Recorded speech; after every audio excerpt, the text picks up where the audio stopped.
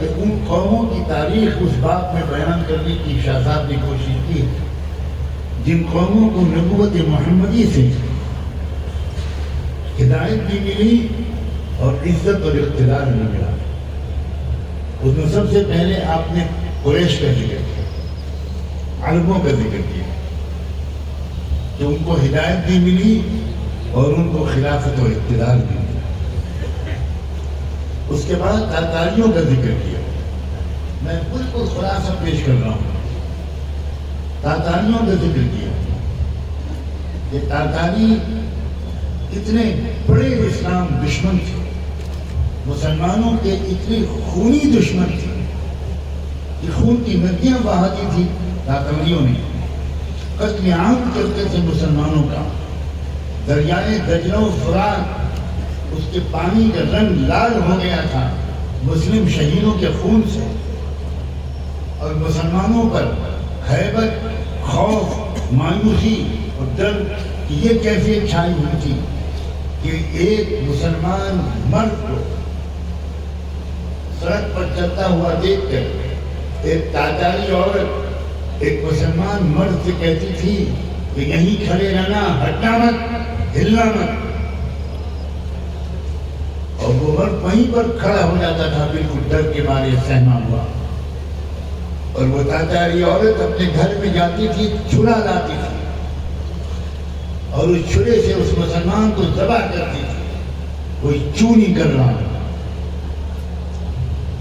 ابن الاثیر بہت بڑے مورخ گزرے ہیں، الکامل ان کی تاریخ کی کتاب ہے، اور ابن اثیر اس دور میں تھے کہ اس دور میں تاتاریوں کا یہ خونریزی ہو رہی تھی۔ ابن اثیر نے لکھا ہے کاش میری ماں نے مجھے جنا نہ ہوتا، کاش میں نے اپنی آنکھوں سے وہ سب خونریز مظالم، تڑپتی ہوئی لاشیں دیکھی نہ ہوتی۔ وہ چشمگیر گواہ ہے، انہوں نے کسی کی روایت سے وہ تاریخ نہیں لکھی ہے۔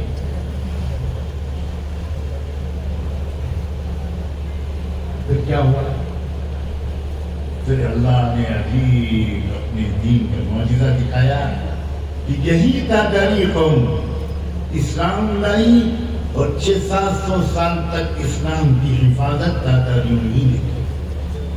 فقہاء پیدا ہوئے، محدثین پیدا ہوئے، اصحاب سیر و تراجم پیدا ہوئے، مصنفین پیدا ہوئے، طاقتور بادشاہ اور حکمراں، انصاف پسند حکمراں پیدا ہوئے۔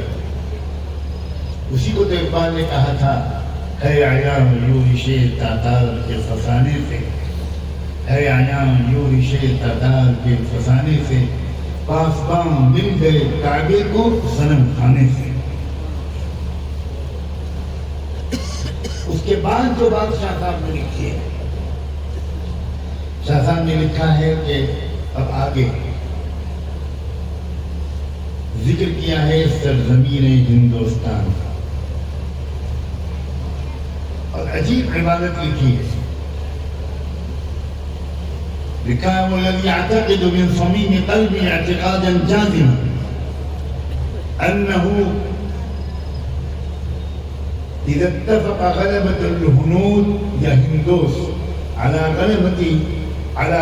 إقليم هندوستان غلبة تامة مستقرة، وجب في حكمة الله تعالى أن يلهم زعماءهم أن يتخذوا الإسلام لهم دين۔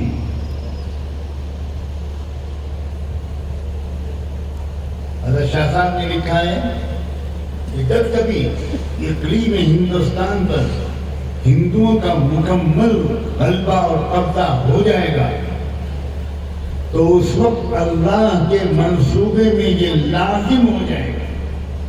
غور سے سنیے میرے الفاظ، وجب فی حکمت اللہ تعالی، وہ یہ نہیں کہہ رہے مجھے الہام ہوا، وہ نہیں کہہ رہے میں نے خواب میں دیکھا، وہ کہہ رہے اللہ کے منصوبے میں یہ لازم ہو جائے گا ان یلہم زعماءہم، کہ وہ اس ملک کے ہندوستان کے بہت سے قائدین اور لیڈروں کے دل میں یہ پہچان ڈال دیں گے کہ اسلام ہی ان کا اپنا دین تھا اور اسلام ہی ان کا اپنا دین ہے، اور وہ اسلام لائیں۔ یہ چمن معمور ہوگا نغمے توحید سے۔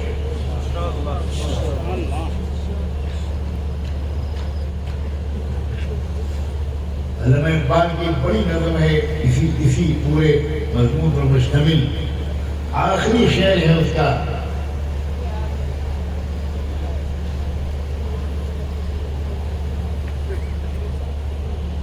آنکھ جو کچھ دیکھتی ہے لب پہ آ سکتا نہیں، آنکھ جو کچھ دیکھتی ہے لب پہ آ سکتا ہے، مشکل یہ ہے کہ ہمارے پاس دل کی آنکھیں نہیں ہیں، ہم اندھے ہیں دل کے، اور یہ باتیں ان آنکھوں سے نہیں دکھائی پڑتی، یہ باتیں دل کی آنکھوں سے دکھائی پڑتی۔ انہا لا تعمل ابصار ولكن تعمل القلوب التي في الصدور۔ اب یہ آپ کا ایک بالکل کم چھوٹا معمولی پڑھا لکھا طالب علم کیا دیکھ رہا ہے اس وقت ملک میں بہت صاف لفظوں میں کہتا ہوں، کسی لاگ لپیٹ اور اشارے کی مجھے کوئی ضرورت نہیں۔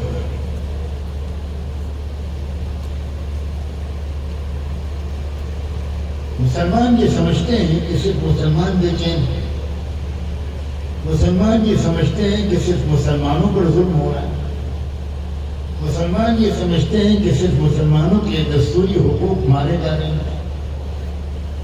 یہ 100% ناواقفیت ہے۔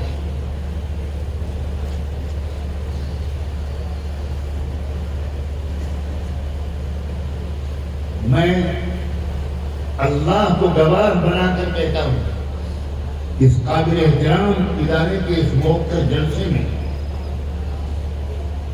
کہ اس ملک کی جو اکثریت ہے، غالب اکثریت، تقریباً 75 سے 85% آبادی، اس کے اندر اب شدید بے چینی کی لہریں دوڑ رہی۔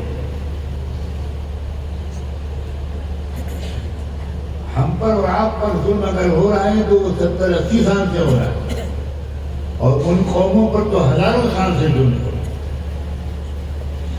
ان میں بیداری نہیں تھی، بیداری آتی ہے تعلیم سے۔ آپ کے اجلاس کا عنوان ہے تعلیمی بیداری۔ ان میں تعلیم نہیں تھی، ان کو تعلیم ان پر حرام تھی۔